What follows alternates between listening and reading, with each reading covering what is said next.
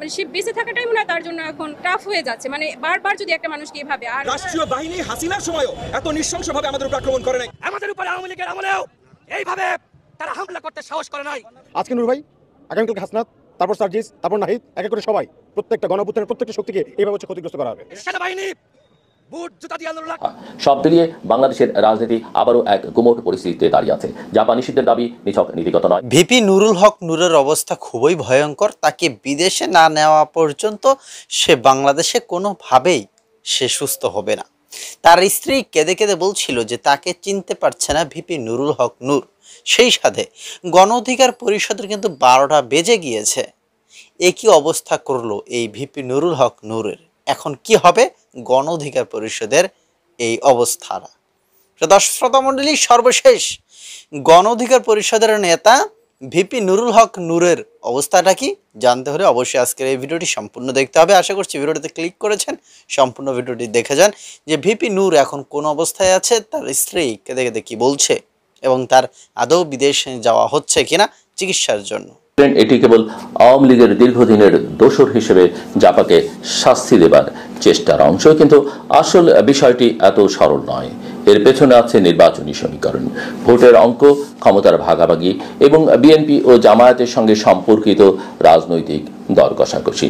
তাই এই দাবিকে নিছক প্রতিহিংসার ফল বলা যাবে না, বরং বলা চলে আসন্ন জাতীয় নির্বাচনের ভবিষ্যৎ নির্ধারণে এটি একটি বড় কৌশল। জাপার ইতিহাসটা একটু দেখলেই বিষয়টি স্পষ্ট হয়ে ওঠে। 1986 সালের নির্বাচনে সদ্যগঠিত দলটি 42.3% ভোট পেয়ে সরকার গঠন করে।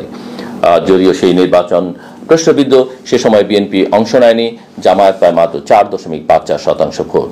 2 বছর পর 1988 সালের নির্বাচনে আওয়ামী লীগ ও বিএনপি ভোট বর্জন করলে জাতীয় পার্টি 68.4% ভোট পেয়ে আবার সরকার গঠন করে।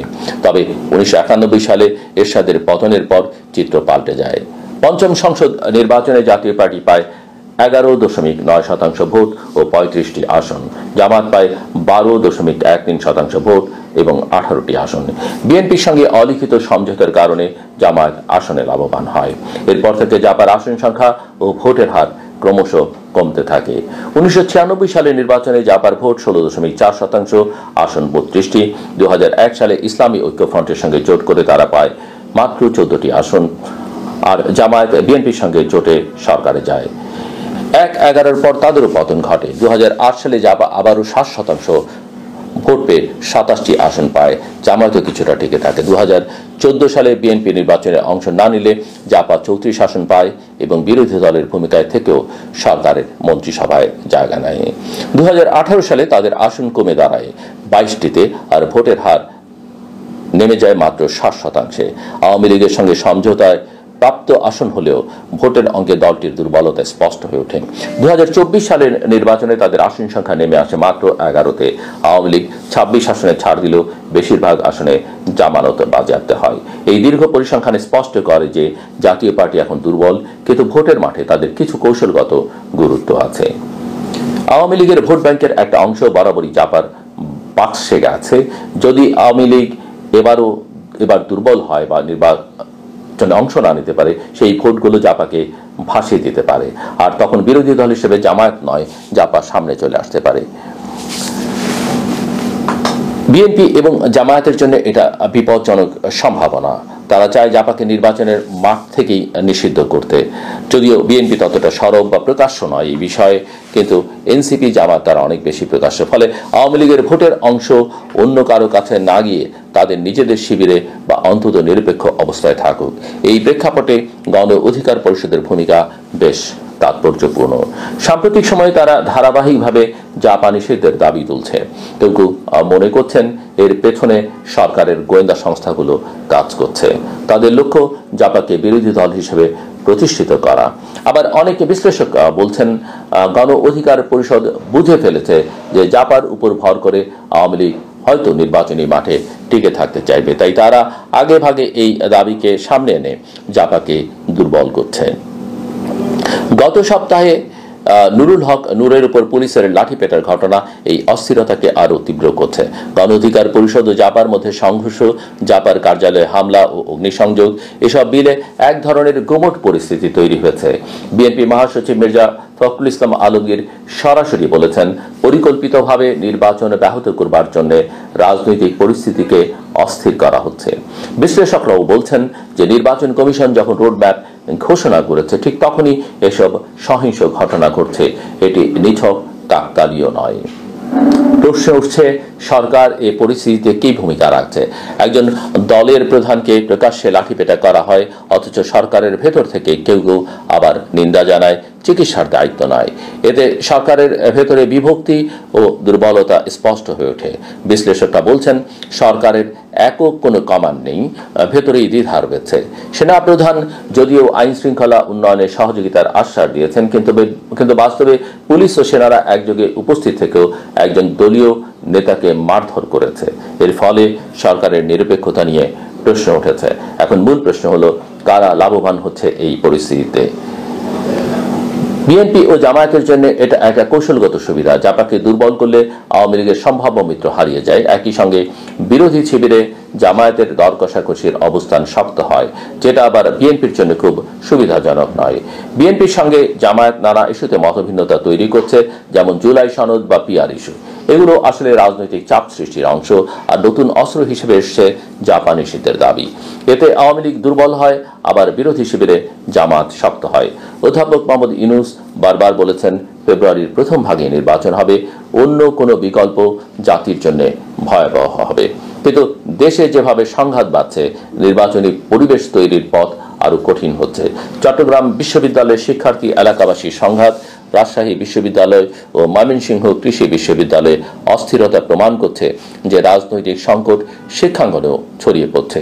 এতে জনমনে অনিশ্চয়তা বাড়ছে। নির্বাচন সঠিক সময় হবে কিনা তা নিয়ে প্রশ্ন জোরদার হচ্ছে।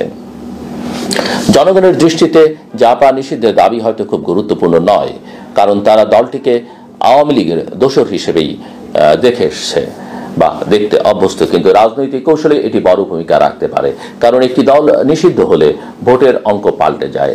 বিএনপি ও জামায়াত চায় আওয়ামী লীগের ভোট বিভক্ত না হয়ে তাদের দিকে আসুক, আর গণ অধিকার পরিষদ এই দাবিকে সামনে এনে রাজনীতিতে নিজেদের ওজন বাড়াচ্ছে। অবশ্য প্রশ্ন আছে, গোয়েন্দা সংস্থা চাইলে কি জাপাকে বিরোধী দল বানাতে পারবে? বিশ্লেষকরা বলছেন, 2024 সালের গণ অভ্যুত্থানের পর গোয়েন্দাদের ভূমিকাও সীমিত। জনগণের অভ্যুত্থান নতুন বাস্তবতা তৈরি করেছে, তাই কেবল গোয়েন্দা সংস্থার ইচ্ছায় জাপা বিরোধী দলে পরিণত হবে না। এখানে ভোটের অঙ্কই আসল কথা। সব মিলিয়ে বাংলাদেশের রাজনীতি আবারও এক গুমোট পরিস্থিতিতে দাঁড়িয়ে আছে। জাপা নিষিদ্ধের দাবি নিছক নীতিগত নয়, এটি নির্বাচনের অঙ্কের অংশ। আওয়ামী লীগের সম্ভাব্য মিত্রকে দুর্বল করবার কৌশল হিসেবে ছোটখাটো অনেক বিষয় ভুলে যাচ্ছেন নূর।